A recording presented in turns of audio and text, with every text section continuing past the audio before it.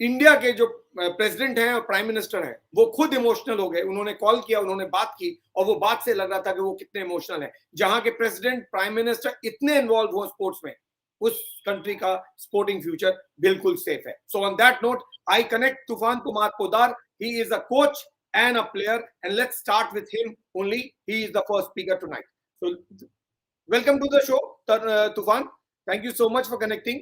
आप आए, आप झारखंड से जुड़ रहे हैं, हमें गर्व है आप लोग जैसे खिलाड़ियों पर, क्योंकि आप लोग ने ही वो नींव रखी है जिसके कारण आज जो हम देख रहे हैं वो हो रहा है। भारत ने अपने इतिहास में सबसे ज्यादा मेडल इस बार ओलंपिक्स में जीते हैं, और ये सिर्फ इसलिए क्योंकि आपके जैसे लोग लगातार मेहनत करते रहते हैं। बहुत सारी चीजें हैं जो अभी भी नहीं होती हैं, ये बात सही है, लेकिन जितना हो रहा है वो मुझे लगता है उसको हमें पहले सैल्यूट करना चाहिए, उसके बाद आगे के बारे में सोचना चाहिए। तूफान, कैसा लगा आपको जब नीरज चोपड़ा ने ये गोल्ड जीता, उसके बाद हमारे राष्ट्रीय तिरंगा ऊपर चढ़ा, उसके बाद हमारा नेशनल एंथम बजा, क्या क्या फीलिंग थी?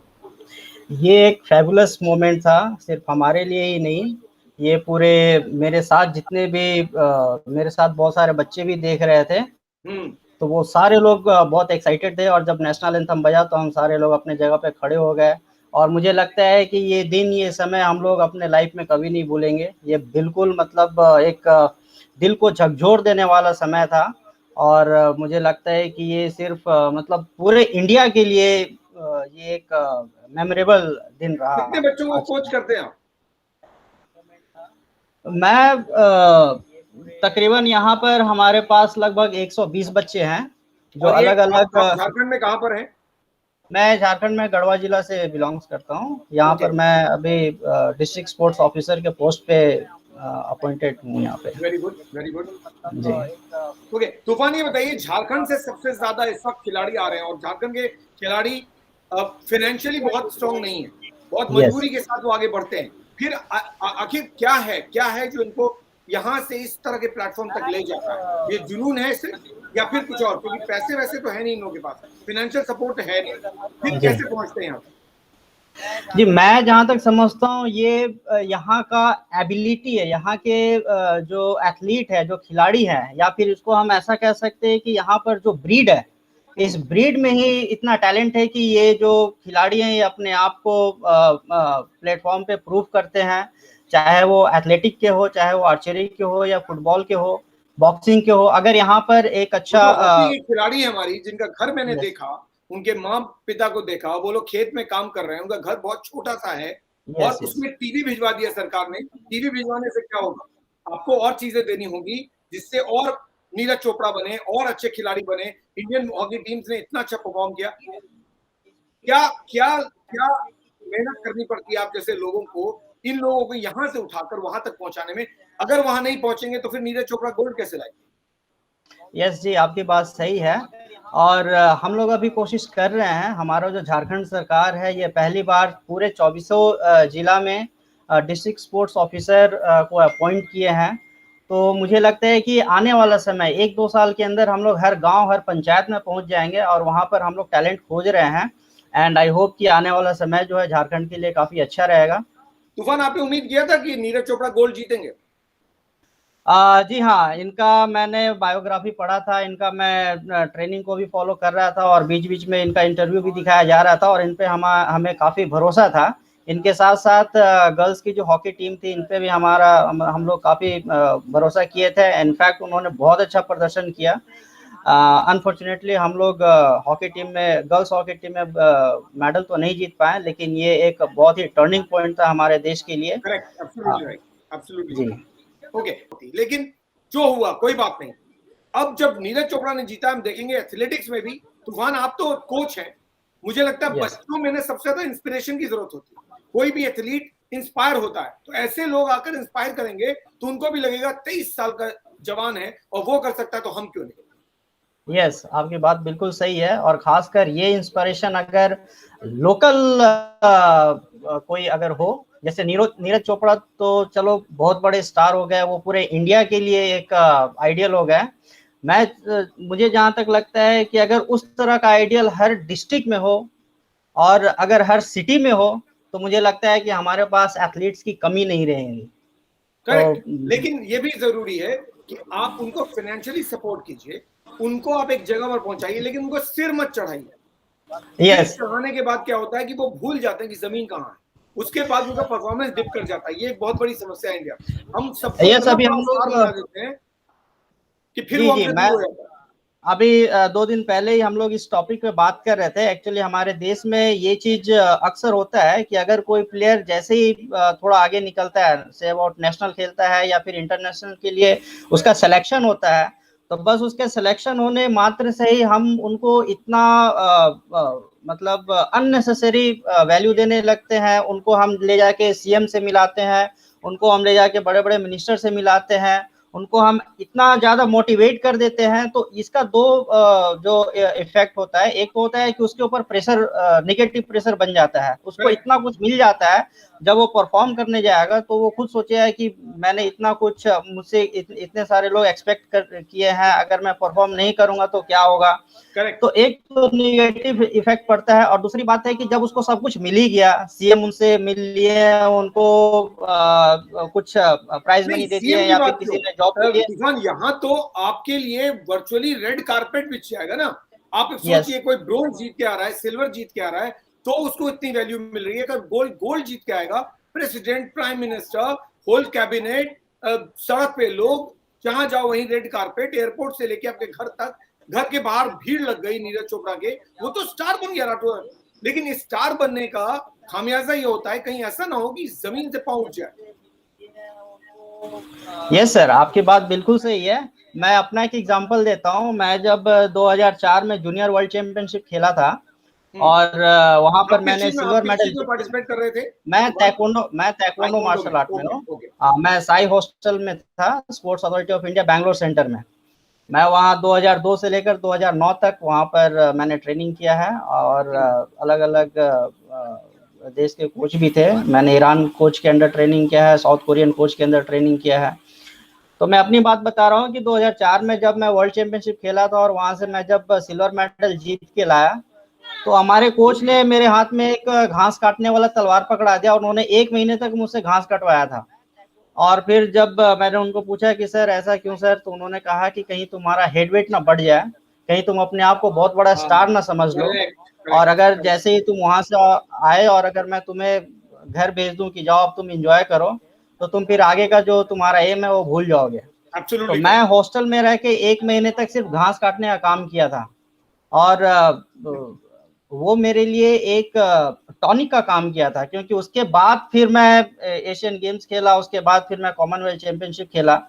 तो कोई भी कंपटीशन खेलने के बाद अपने आप को कंट्रोल करना ये बहुत ही ज्यादा मुश्किल है, और तो अगर आप लोग ये कोच ने समझिए, कंट्रोल आप लोग नहीं ये किया समझिए तब कि तो और भी ज्यादा तूफान मुश्किल है। कुमार पोद्दार जो है, वो शख्स है जिसने एशियन गेम्स खेला है, कॉमनवेल्थ खेला है, और उसके बाद आज कोचिंग कर रहे हैं झारखंड में, वो भी कहां, गढ़वा। शायद आपने नाम भी नहीं सुना होगा। लेकिन ऐसे लोगों की जरूरत है जो रूट में जाकर आपको तैयार करें, क्योंकि एशियन गेम्स खेलने के बाद अगर आपने मेडल जीत लिया और अपने को स्टार बना दिया, पैसे मिल गए, आप शहर चले गए, तो आपका इलाका पीछे छूट जाता है। I think you need to salute people like Tufan Kumar Poddar, who actually are giving their time to the kids in Garhwa, places like Garhwa. Jharkhand का छोटा सा जगह है, झारखंड में बहुत पोटेंशियल है, हर स्टेट में पोटेंशियल है, लेकिन वहां पर लोगों को बढ़ाने के लिए लोग नहीं है। आई थिंक जो आप कर रहे हो ना तूफान, ये बहुत ज्यादा मुश्किल है एक तो, और इसके लिए बहुत ज्यादा आपको एफर्ट चाहिए।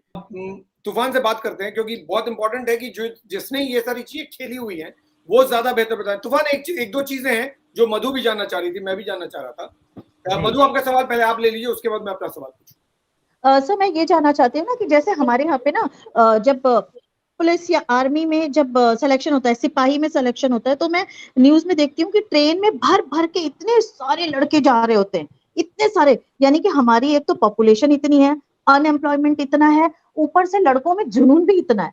तो स्पोर्ट्स में जैसे अगर आप मेडल में देखें तो शायद मतलब कहने का मतलब ये कि अगर आर्मी के सिलेक्शन के लिए इतना जोश है, तो फिर ये जोश स्पोर्ट्स के लिए कन्वर्ट क्यों नहीं होता? स्पोर्ट्स में लोग क्यों नहीं जाना चाहते? दिक्कत क्या है?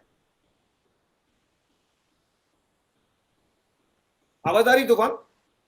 यस यस यस, मुझे आ रही है। आप मुझसे पूछ रहे हैं? हाँ, आप ही से पूछ। अच्छा, इसमें ये है कि देखिए, आर्मी में अगर हम जाते हैं तो हमारा लाइफ सेट हो जाता है। अगर आर्मी में हम ज्वाइन कर लेते हैं तो हमारा लाइफ सेट हो जाता है।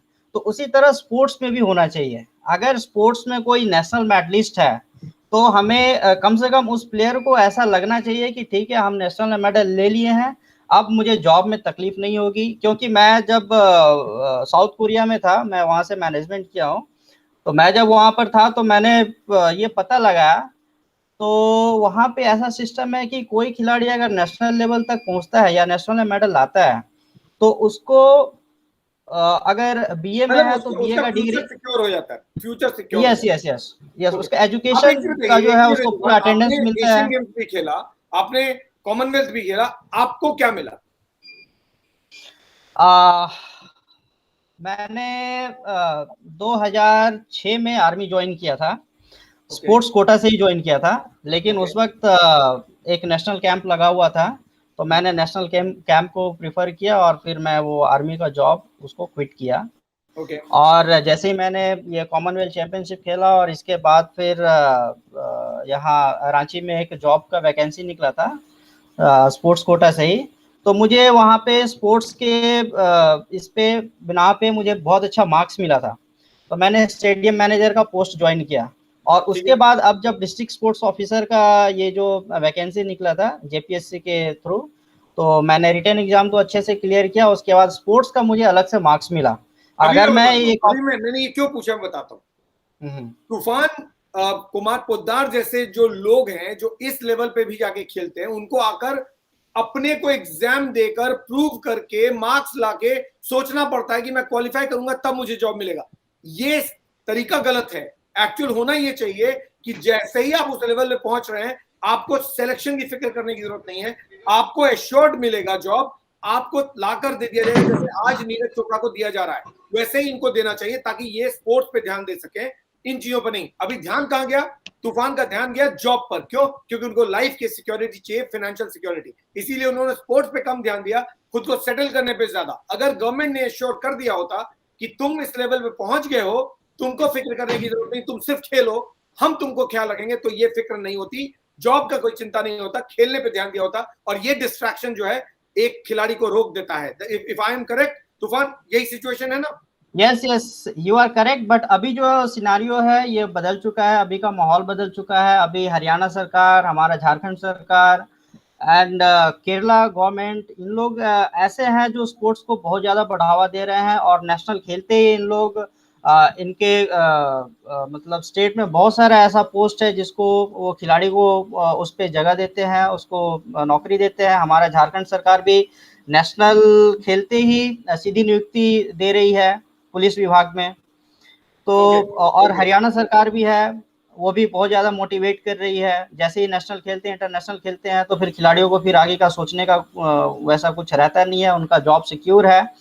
तो आप देखेंगे कि केरला के प्लेयर्स, हरियाणा के प्लेयर्स, झारखंड के प्लेयर्स अभी बहुत अच्छा परफॉर्म कर रहे हैं, वो आगे निकल रहे हैं। इसका कारण यही है कि वो क्योंकि वो एश्योर्ड मतलब है। अब वो एश्योर्ड यस हो गए यस कि उनको यस पता है कि नेशनल खेलेंगे तो हमारी लाइफ सेटल हो जाएगी। मुझे यस एक चीज बताइए मुझे, अगर तूफान यही कहानी है, तो वो जो हॉकी प्लेयर आज इंटरनेशनल छोड़िए नेशनल, ओलंपिक्स लेवल पे खेल रही है, फिर उसके घर का वो हाल क्यों?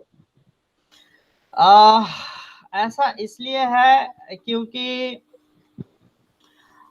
जो देखिए यहाँ पर हमें सरकार को ब्लेम करना तो सही नहीं रहेगा, क्योंकि सरकार अपने तरफ से पूरी कोशिश कर रही है। सरकार उनको जॉब भी दे रखी है, सरकार उनको फैसिलिटीज भी देती है, लेकिन कई बार ऐसा होता है कि उसका सही कनेक्टिविटी नहीं बन पाता है। मैं बताता हूँ ये यस रीजन नहीं है। रीजन क्या मैं बताऊँ, आपको प्रूव करना पड़ता है। एक नीरज चोपड़ा को गोल्ड लाना पड़ता है, तब जाके ये रेड कारपेट बिछता है, तब करोड़ों रुपए मिलते हैं, तब जाके जॉब मिलता है, तब जाके घर मिलता है। आज नीरज चोपड़ा जो मांगेंगे इस देश में उनको मिलेगा। ये उनको काबिलियत लेकिन प्रूव करनी पड़ती है। जब तक सोना बताता नहीं कि मैं सोना हूं, आपको ना लोग बेकार समझते हैं। ये प्रॉब्लम है। आपकी बात से मैं पूरी तरह सहमत हूँ। और खिलाड़ी का भी ऐसा मेंटालिटी होना चाहिए कि पहले वो एक्सपेक्ट ना करे, पहले वो दे। जैसे अगर वो जॉब में है, कोई डिपार्टमेंट में है, तो उनके लिए वो मेडल दे, तब उनसे वो एक्सपेक्ट करे। तो ऐसा ही सिस्टम भी यही है हमारे देश, हमारे भारत देश का सिस्टम है लेन देन, पहले लो फिर दो। जबकि अगर हम दूसरे देश का बात करें तो वहाँ गिव एंड टेक है, पहले दो फिर तुम्हें मिलेगा। तो हमें लेन देन का सिस्टम छोड़ के गिव एंड टेक सही का है, सिस्टम लेकिन अब आप अपनाना सोचिए चाहिए। तूफान की, अगर कोई नीरज चोपड़ा जैसा आदमी या फिर पीवी सिंधु जैसा कोई जाता है उस प्लेटफॉर्म पे, कोई सिल्वर जीत रहा है, कोई गोल्ड जीत रहा है, उसके बाद तो आपको कुछ सोचना ही नहीं ना। ये लोग जो कहते हैं कि स्पोर्ट्स में मिलेगा क्या, पढ़ाई पे ध्यान दो, तो आप देखिए कि क्या मिल रहा है। एक गोल्ड जीतने के बाद अब नीरज चोपड़ा को जिंदगी भर कुछ नहीं सोचना है। अभिनव बिंद्रा ने एक गोल्ड जीता, and just go and check what Abhinav Bindra has. Abhinav Bindra के पास अपना शूटिंग रेंज है, अपना शूटिंग रेंज, जिसको बनाने के लिए तूफान आप तो बता देंगे कि कितना मुश्किल है एक शूटिंग रेंज बनाना, और वो उनका पर्सनल शूटिंग रेंज है, इक्विपमेंट्स तो छोड़ दीजिए, राइट। तो फिर अब आप अंदाजा लगाइए कि नीरज चोपड़ा के पास कितना पैसा आएगा, कितनी फैसिलिटीज आएंगी, क्या चीजें आएंगी। अगर उन्होंने नहीं किया होता तो क्या ये चीजें आती? देखिए, जब तक वो अपने आप को प्रूफ नहीं किए थे तो सरकार अपने लिमिटेशन के हिसाब से उनको सब कुछ प्रोवाइड करेक्ट किया, ठीक है। और ये अब नीरज चोपड़ा जी के ऊपर था कि वो अपने आप को कैसे प्रूफ करे। उन्हें जो इतना सारा चीज फैसिलिटीज दिया गया, उन्हें बाहर भेजा गया ट्रेनिंग के लिए, वो सालों साल साइम में रहते थे, सालों साल वहां साइम में रह के ट्रेनिंग करते थे। तो हर चीज का अपना एक लिमिटेशन है। अगर सरकार उन्हें मेडल के पहले ही सब कुछ देती तो शायद उनके सरकार के अगेंस्ट में बहुत सारे लोग खड़े हो जाते कि आप भाई, आप उनको दे रहे हैं, हमें क्यों नहीं दे रहे हैं। उस तरह के कई प्लेयर्स हैं। ये नहीं, वो नहीं बोल रहा हूं मैं। देखिए, आप तो खुद खिलाड़ी रहे ना। अगर आपने भी, आप खुद बोला, अगर आपको ये एश्योर्ड हो ना, एक फैमिली, मैं तो जनरल फैमिली की बात कर रहा हूं। मधु सिंह अभी लाइन पे है, ठीक है, मधु सिंह के बेटे हैं। मधु सिंह उनको पढ़ाई पे ज्यादा उन पर कॉन्सेंट्रेट कर रही है और खेल पे कम। क्यों? क्योंकि उनको लगता है अगर खेल पे दिया तो रिस्क है बहुत बड़ा। रिटर्न जो है ना, मतलब इन्वेस्टमेंट अगेंस्ट रिटर्न, जो पूरा पॉलिसी है इकोनॉमिक्स का, how much you invest and what is the return you get. तो इनका इंप्रेशन ये है मधु सिंह का कि if you invest more in studies the return will be higher, if you invest more in sports the return will be zero. ये concept has to change.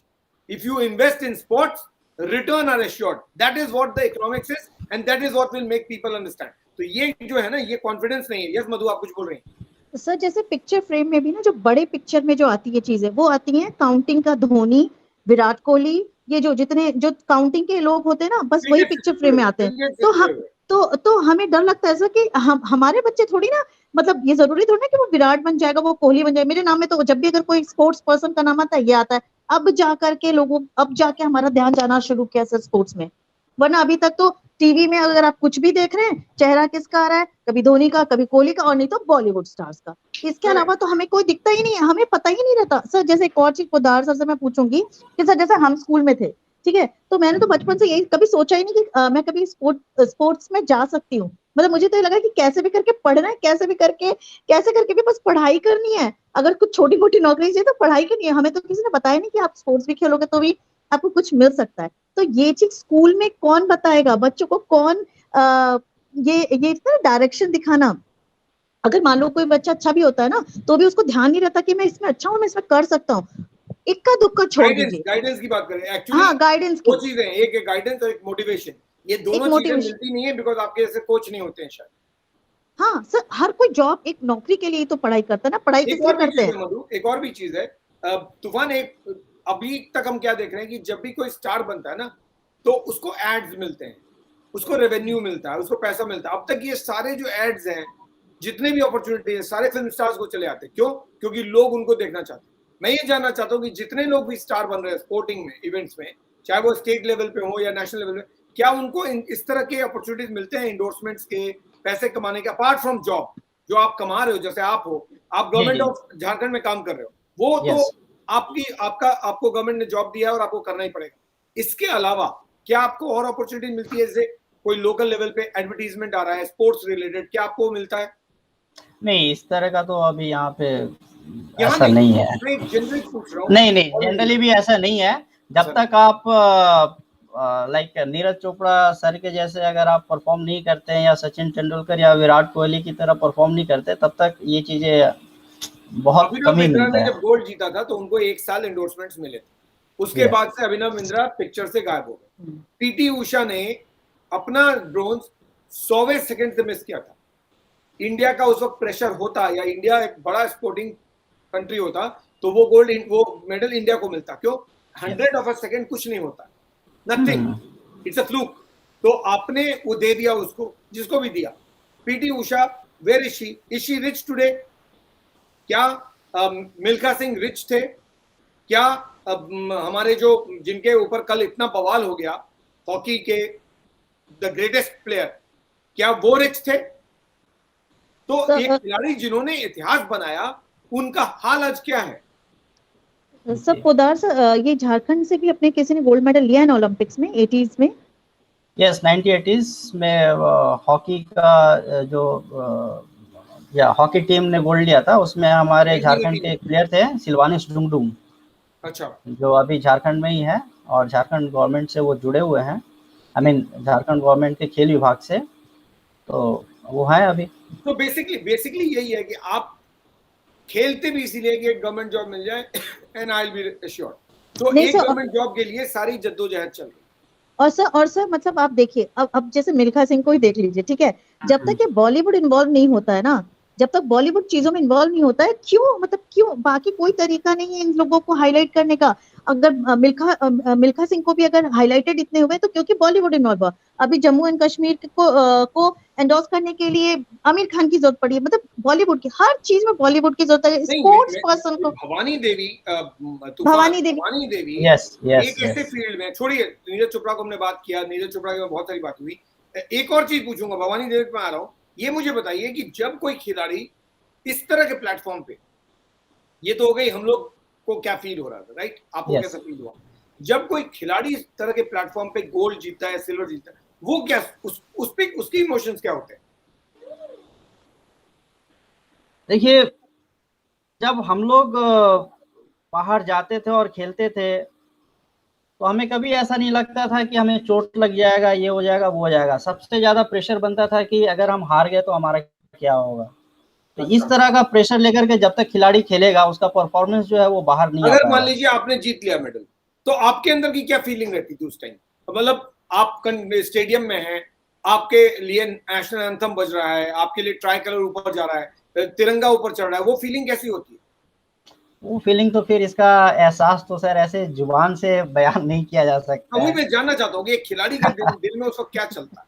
नहीं, उस वक्त तो मतलब अगर आपका, जैसे मेरा एक बार हड्डी यहाँ टूट गया था खेल के दौरान, तो कई बार फ्रैक्चर्स हुए और गेम के बाद मतलब पूरा बदन टूट जाता है। और जब वो मेडल मिलता है, जब वो बिगुल बजता है, तो सारा दर्द गायब हो जाता है। इतना ही मैं बोल सकता हूँ, इस तरह का फीलिंग हमें होता है। और वो दर्द हमें फिर अच्छा लगता है। उस दर्द को मतलब जब फील होता है कि इधर दर्द हो रहा है, वो दर्द हो रहा है, तो हमें दूसरों को भी दिखाने में अच्छा लगता है कि देखो दर्द लगा है but I have won gold medal. तो दर्द से इतना अच्छा लगता है हमें, वो चाहे 7 दिन रहे, 10 दिन रहे, उसको हम अपने पास रखना चाहते हैं। करेक्ट। इस तरह का फीलिंग होता है।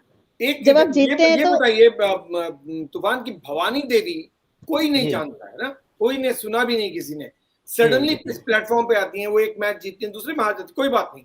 लेकिन यहाँ तो कुछ है ही नहीं इंडिया में, फिर भवानी देवी कहाँ से आती है, कैसे आ जाती है? नहीं, ऐसा नहीं है कि इंडिया में नहीं है, इंडिया में है, लेकिन पहचानने वाले कम है। और एक मैं छोटा सा एग्जांपल दूंगा, I hope you will be agree with this. हमारे इंडिया में इतना ज़्यादा टैलेंट है, और ऐसा भी नहीं कि एक तरह का टैलेंट, अलग अलग तरह का टैलेंट है। क्योंकि हमारे देश का जो इन्वायरमेंट है, कल्चर है, और जैसे south India say about Kerala and all, वहाँ पे क्लाइमेट इतना ज़्यादा हॉट है, वहाँ पे हमें एंडोरेंस के प्लेयर ज़्यादा मिलेंगे, लाइक पीटी उषा एंड जितने भी लॉन्ग डिस्टेंस रनर है। हरियाणा, पंजाब, वहाँ पे हमें पावर इवेंट के टैलेंट ज़्यादा मिल जाएंगे, जैसे कुश्ती के हो गए, पावर इवेंट जिसमें पावर इन्वॉल्व है। नॉर्थ ईस्ट में हमें स्पीड वाला मिल जाएगा, पावर भी मिल जाएगा। हमारे झारखंड में एंडोरेंस वाले मिल जाएंगे, स्पीड वाले मिल जाएंगे। तो हमारे देश का क्लाइमेट अलग अलग है, वहाँ का खान पान अलग है, वहाँ का जो नेचुरल कैलामिटीज है वो सब कुछ अलग अलग है। कहीं हिली है, कहीं मतलब बेसिकली वेदर की आप यस हाँ, वेदर जो है वो, तो इस तरह से हमें हमारे देश में अलग अलग तरह का टैलेंट मिल जाएगा और बहुत इजीली मिल जाएगा। लेकिन इसको पहचानने वाले, इसको पिक करने वालों की कमी है इंडिया में, और इसकी वजह से एक चीज बताइए तूफान, आप एक बड़े इवेंट में जाते हैं, आप एशियन गेम्स में जाते हैं, आप कॉमनवेल्थ में जाते हैं, आप ओलंपिक्स में जाते हैं, आप गेम्स विलेज में 10 दिन पहले पहुंच जाते हैं, 10 दिन बाद आपका इवेंट है, वो ब्लड प्रेशर बढ़ता है जैसे जैसे इवेंट नजदीक आता है, ब्लड प्रेशर घटता है? ये बढ़ता है। जो ब्लड, बहुत सारे गेम में ये अच्छा है और बहुत सारे गेम के लिए ये खराब है। बहुत सारे गेम में अच्छा इसलिए है क्योंकि उससे हमारा डिफेंसिव जो मैकेनिज्म है वो स्ट्रांग हो जाता है। अगर हमें डर नहीं लगे तो हम अपने आप को डिफेंड नहीं कर पाएंगे। अगर हम डर ही नहीं रहा है, जैसे कुश्ती में अगर डर नहीं लगे तो हम अपने आप को डिफेंड ही नहीं कर पाएंगे, वो निगेटिव असर करेगा गेम में। तो डरना भी जरूरी है, लेकिन कोई कोई गेम ऐसा है जहाँ पे हमें नहीं डरना चाहिए। अब शूटिंग में, आर्चरी में अगर इसमें हमें डर लगा तो हमारा हाथ पांव कांपने लगेगा, हमारा निशाना इधर से उधर जा सकता है। लेकिन बहुत सारे जैसे कॉम्पिटिटिव स्पोर्ट्स है, बॉक्सिंग है, बॉक्सिंग में डरना बहुत जरूरी है। अगर हम डरेंगे हम अपने आप को डिफेंस कर पाएंगे, लेकिन डर का भी एक लिमिटेशन है, एक उसका पैरामीटर है कि इतना ज्यादा, हाँ वो चाहिए। तो जितने भी कॉम्पिटिटिव स्पोर्ट्स है उसमें डरना बहुत जरूरी है। और जितने भी वैसे ही, अब एग्जांपल लेते हैं नीरज चोपड़ा, आज तो उन्हीं का दिन है, उन्हीं की बात करें तो जेवलिन थ्रो जैसे इवेंट में आप 10 दिन पहले गेम्स में पहुंचते हैं, गेम्स विलेज में, और आपका कंपटीशन 10 दिन बाद शुरू होने वाला है, और आपका 3 दिन होगा, 2 ट्रायल होंगे और तीसरा फाइनल, ठीक है? और आपको मालूम है कि मुझे 2 ही मेरे पास चांस है टू रीच द फाइनल्स, या एक ही मेरे पास चांस है। आप हीट में जाते हैं, आप मारते हैं और स्ट्रेट क्वालिफाई कर जाते हैं। अगर आप स्ट्रेट नहीं करते तो दूसरी बार आपको मौका मिलता है। तो मेरा ये कहना है कि एक शख्स जो इतने सालों से तैयारी कर रहा है और वो 10 दिन जो होते होंगे वो तो परेशान कर देते होंगे। हाँ वो बिल्कुल करते हैं, लेकिन उसके लिए जब भी हमारा इंडिया टीम कहीं बाहर जाता है तो साइकोलॉजिस्ट के साथ भेजा जाता है, ताकि अगर इस तरह का कुछ हो तो साइकोलॉजिस्ट जो रहते हैं उनको मदद करते हैं। तो जैसे नीरज चोपड़ा के साथ गए तो इनके साथ कौन कौन, मतलब जो इंडियन कंटिजेंट गई है इसके साथ कौन कौन से लोग गए? इनके साथ तो पूरी टीम गई है। साइकोलॉजिस्ट, ऑफ कोर्स साइकोलॉजिस्ट हैं, मसाजर्स हैं, डॉक्टर्स हैं, यस बहुत सारे। मतलब अगर प्लेयर्स हमारा 127 था तो कम से कम उतना ही और सपोर्टिव स्टाफ भी गए हैं, कोचेस को मिला करके। ओके, तो कोचेस के मतलब एक डिसिप्लिन में एक कोच या एक इंडिविजुअल पे एक कोच, कैसे होता है, क्या डिसीजन? नहीं, एक डिसिप्लिन में 2-3 कोच भी हो सकते हैं, लेकिन हर डिसिप्लिन का अलग अलग कोच है। ओके सो बेसिकली स्टाफ जो होंगे, सपोर्टिंग स्टाफ है, वो एथलीट से कम तो नहीं हो? एथलीट को समझने वाले हैं, जो एथलीट को अच्छी तरह से समझ रहे हैं, उनके साथ उन्होंने काम किया है साल भर, 6 महीना कम से कम, ताकि वो एथलीट का हर चीज को उनके बोलने के पहले इनको समझ में आ जाए कि एथलीट को अगर प्रॉब्लम है तो किस चीज का प्रॉब्लम है। एथलीट अगर मतलब मेंटली डिस्टर्ब है तो उसका रीजन क्या हो सकता है। तो इन सब चीजों को समझने वाला काफी एक्सपर्ट जो होते हैं, जो उनके साथ रह चुके हैं। जैसे अब नीरज चोपड़ा जो सर हैं, वो अगर साई में थे, साल भर उन्होंने प्रैक्टिस किया है, तो जो उनके साथ काम करने वाले, मधु मैं बताता हूँ आपको, अभी तूफान आए हैं, अभी Neeraj Chopra is 23 year old, okay, he is a small kid, he is a very young man, 23 year old. Toofan is much elder to him, है ना, आप सीनियर हैं उनके, राइट? लेकिन तूफान को क्या बोले सर, क्यों? क्योंकि गोल्ड जीत गए। कल तक शायद सर नहीं बोले। मेरा पॉइंट ये है कि ये जो इज्जत है ना, ये इज्जत तूफान नीरज चोपड़ा को नहीं दे रहे, ये इज्जत उस काबिलियत को और उस अचीवमेंट को दे रहे हैं जो नीरज चोपड़ा ने किया है। That's why from Neeraj Chopra has become sir suddenly. Yes, it is not about anything else. So that is something as we understood कि आप जब अचीव करते हैं तो आप over within few hours from Neeraj Chopra आप Neeraj Chopra sir बन जाते हैं. This is what happens. Yes, of course. Sir और मेरे को एक और क्वेश्चन पूछना है, ये ओलंपिक्स में जो सिलेक्शन होता है वो उनका क्राइटेरिया क्या होता है? मतलब पहले हम लोगों का नाम तो सुनते नहीं है, मतलब पहले तो हम लोगों ने मतलब वो तो एक स्टेज वाइज है, डिस्ट्रिक्ट, स्टेट, नेशनल, इंटरनेशनल, उस हिसाब से सिलेक्शन होता है, वो परफॉर्मेंस बेस्ड है और एक पैरामीटर सेट हो जाता है। जैसे जेवलिन में आपको इतना तो मारना ही है, अगर इतना मारोगे तभी आप क्वालिफाई करोगे, वरना आप क्वालिफाई नहीं करोगे, स्टैंडर्ड सेट है। और सर अभी और क्या चांसेस है, अभी और किस में मेडल आने के चांसेस हैं? आई थिंक और नहीं, Neeraj Chopra was the last athlete. अच्छा, मेरा सवाल भी इसी से जुड़ा हुआ है तूफान की अब जब इस साल हमने रिकॉर्ड तोड़ दिया, राइट, 6 मिले थे इससे पहले, इस बार हमने 7 मिले, अब 24 में क्या होगा? हाँ, हमेशा हम लोग आगे ही बढ़ रहे हैं। आई होप कि 24 पे 24 में तो इलेक्शंस भी हैं, तो एक मोदी जी या तो आएंगे या जाएंगे, है ना, तो वो आए या जाएं, हमारा ओलंपिक्स में क्या होगा? नहीं, ऑफकोर्स हमारा तो परफॉर्मेंस अब आगे बढ़ता ही रहेगा, क्योंकि बहुत सारे लोग जागरूक हो रहे हैं, बहुत सारे स्टेट के गवर्नमेंट अब इस चीज़ को समझ चुके हैं, फैसिलिटीज़ दे रहे हैं, खिलाड़ी जो है उनको एहसास हो रहा है। और इन लोगों ने जो एक एग्जाम्पल सेट किया है, इससे हम लोग बहुत, मतलब जो खिलाड़ी हैं जो अभी खेलने वाले हैं, बहुत कुछ सीखेंगे जब इनको सरकार आपके अंडर में जो ट्रेन करते हैं बच्चे, जी जी, वो किन किन इलाकों से आते हैं, किस तरह के बैकग्राउंड से आते हैं? ये सारे लोकल ही हैं, और हमारे पास 5 कोचेज हैं अलग अलग खेल के।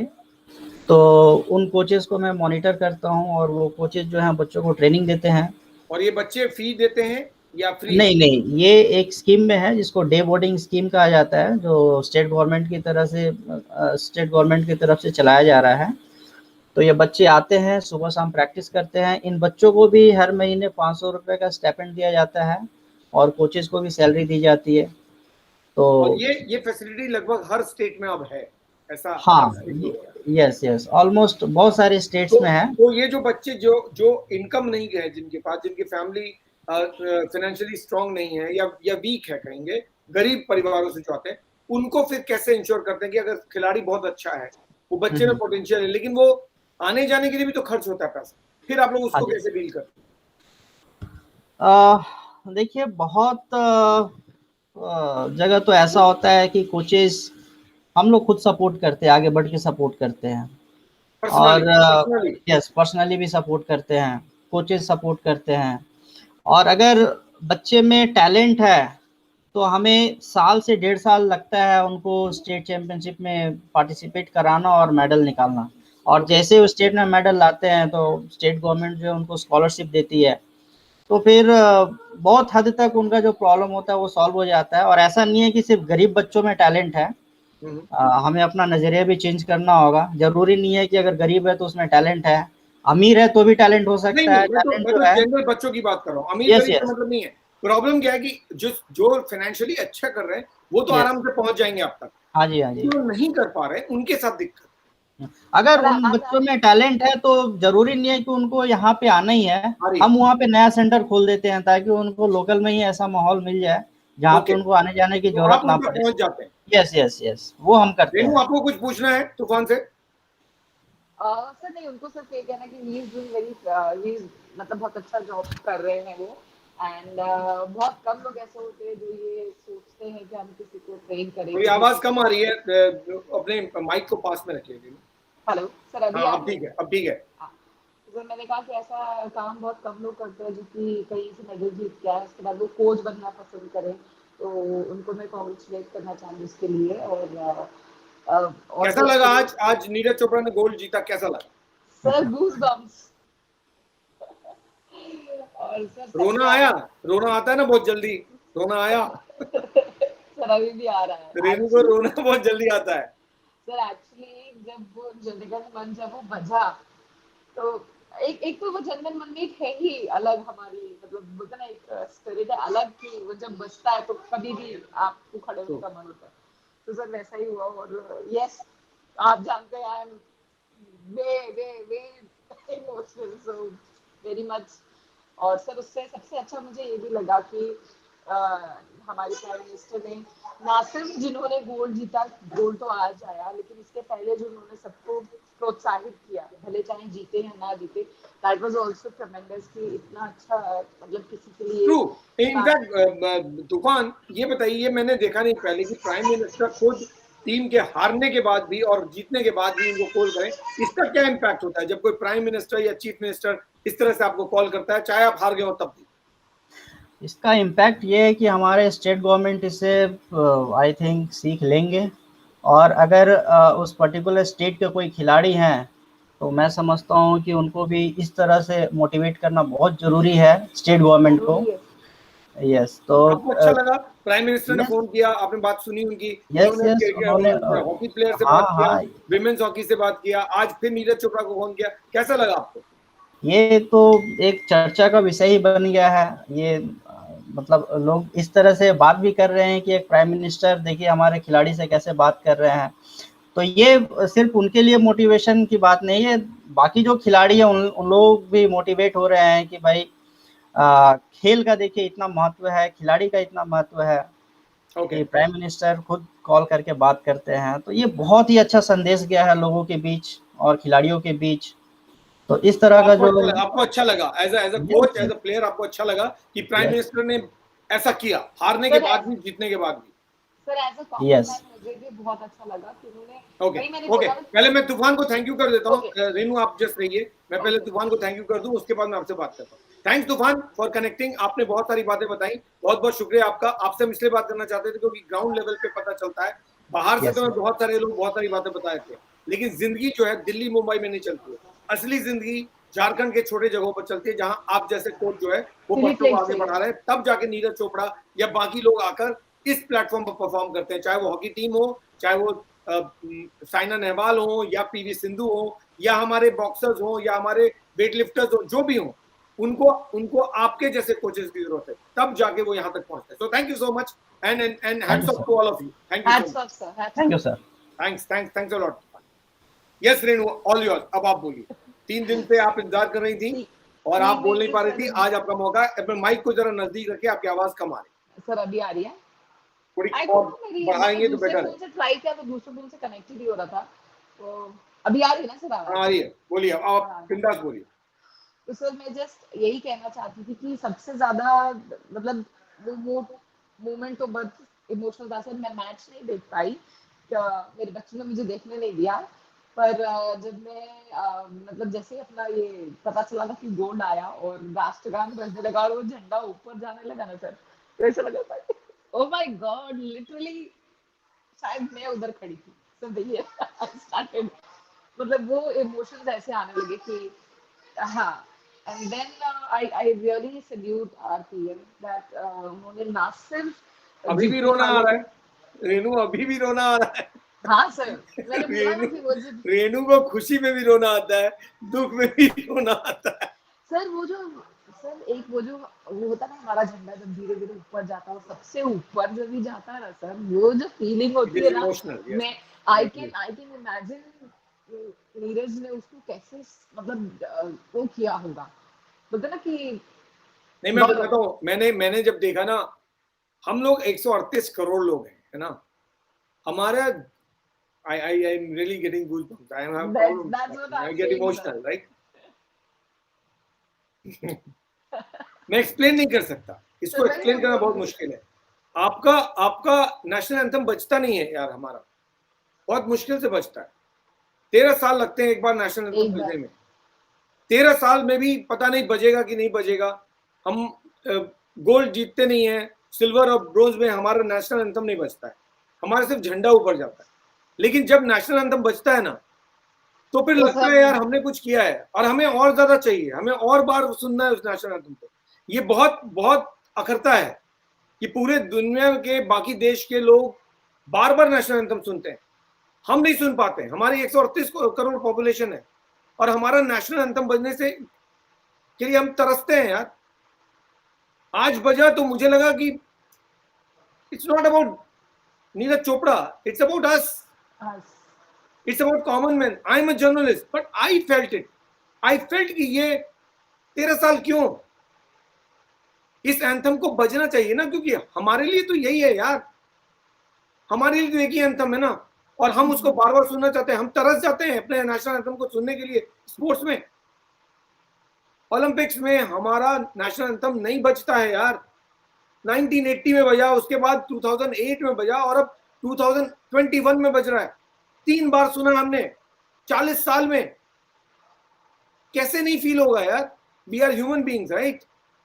इमोशन कैसे नहीं फ्लो होगा। मुझे नहीं मालूम कि नीरज चोपड़ा के क्या इमोशंस थे, बट मैं अपने इमोशंस बता सकता हूं और मैं अंदाजा लगा सकता हूं रेमनू आपके इमोशंस क्या होंगे, क्योंकि it is not about getting goosebumps, it's about getting something जो इसके लिए आप तरस रहे हो यार। प्राइम मिनिस्टर ने भी वही फील किया होगा ना, तभी तो प्राइम मिनिस्टर इतने मर रहे हैं to encourage people to get gold, to get medals. हाँ, हमें मिल रहा है, अच्छा है कि हमें ब्रोंज मिल रहा है, हमें सिल्वर मिल रहा है, लेकिन हमें वो नेशनल एंथम सुनना है ना। गोल्ड की कोई मतलब नहीं है, हमें गोल्ड की कोई तमन्ना नहीं है, हमारे पास है, हमें उस नेशनल एंथम को सुनना है, और वो नेशनल एंथम नहीं बजता है। और मुझे बहुत दुख होता है, आज मैं बहुत मतलब आई फेल्ट बैड बिकॉज हम लोग 13 साल बाद सुन रहे थे यार। ये ठीक नहीं है, क्योंकि इतने बड़े देश में 138 करोड़ पॉपुलेशन में पूरे प्लेटफॉर्म में, इंटरनेशनल प्लेटफॉर्म पे हमको नेशनल एंथम सुनने के लिए तरसना पड़ता है। तब जब कोई नीरज चोपड़ा जैसा आता है ना और सुनवाता है हमें, तो सर आई फील, बाढ़ आ जाती, we all feel very emotional, क्योंकि इस देश को ऐसे और नीरज चोपड़ा चाहिए, ऐसे और पीवी सिंधु चाहिए, और लोग चाहिए जो गोल्ड जीते हैं, जो मिस कर गए हैं। प्लीज प्लीज प्लीज अगली बार और मेहनत कीजिए, क्योंकि आप जब करोगे ना, क्योंकि हम तो कर नहीं सकते, हमने अपना चूज कर लिया, फिर आपने स्पोर्ट्स चूज किया, हम सब आप लोग से जुड़े हुए, आप जीतते हो तो हम जीतते हैं। तो आप लोग चाहे शूटिंग में हो चाहे कहीं पर भी हो, नेशनल एंथम बजवाओ, क्योंकि नेशनल एंथम जो बजता है ना, उसका कोई जवाब नहीं है Renu. I felt very emotional because end of the day I was so happy